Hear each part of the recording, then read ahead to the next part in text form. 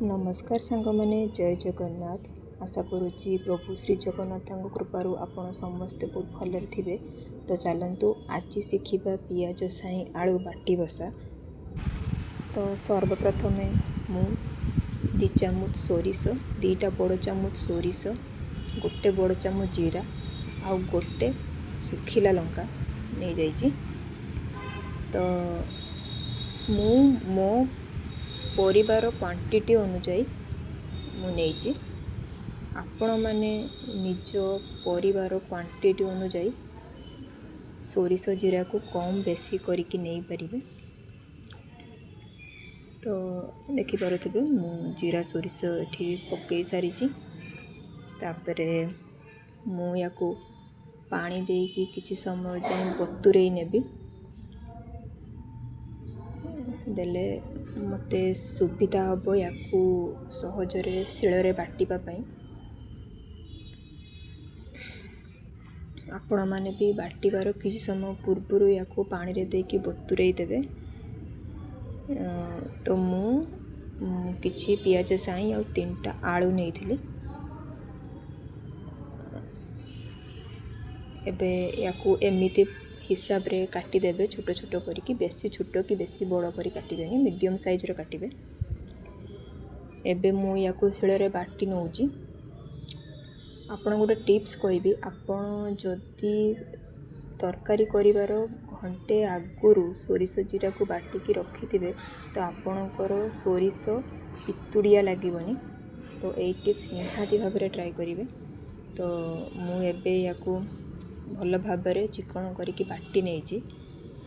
एबे आपण पियाज साई बाटी बसा को गोटे कंसारे काढ़ी देकी सेतेरे गोटे कंचा लंका, बाटी रखी थिबा सोरिष जीरार पेस्ट, पियाज, टमाटो, तापरे मो क्वांटिटी हिसाब रे अल्प हलदी, लंका गुंड, जेहेतु मु सुखिला लंका बाटी थिली तो सेइथि पई मु अल्प लंका गुंड देइची। तापरे धनिया गुंड, जीरा गुंड ऑप्शनल अच्छी, आप चाहिए पकई पारिबे, नचेत न पकईले भी किसी असुविधा नहीं। सेतेरे देबे सोरिष तेल आउ स्वाद अनुजाई लुण देकी ताकू भल भाव में गोलई नेबे। बड़का जहाँ भी सोरिष बटार पानी थिबो से सबू भल भाव गोलई नेबे। एबे देखंतु मु से सबू एबे गोलई नेजी। आपण भल भाव में ताकू गोलई नेबे ताकि सेटा भल भाव में मिक्स हो जिवो।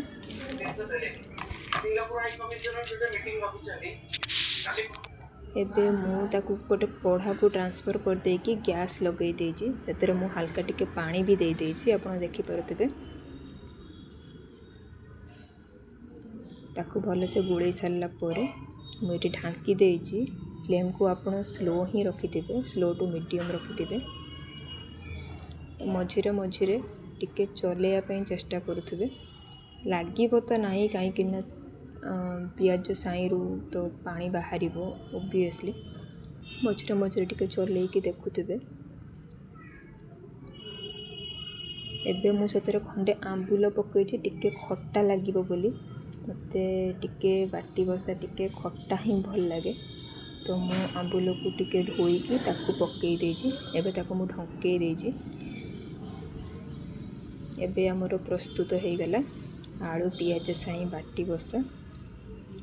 केमिति लागिला कमेंट माध्यम रे निश्चिंत भाव में जनइबे। आ निहाती घरे ट्राए करिवे। धन्यवाद।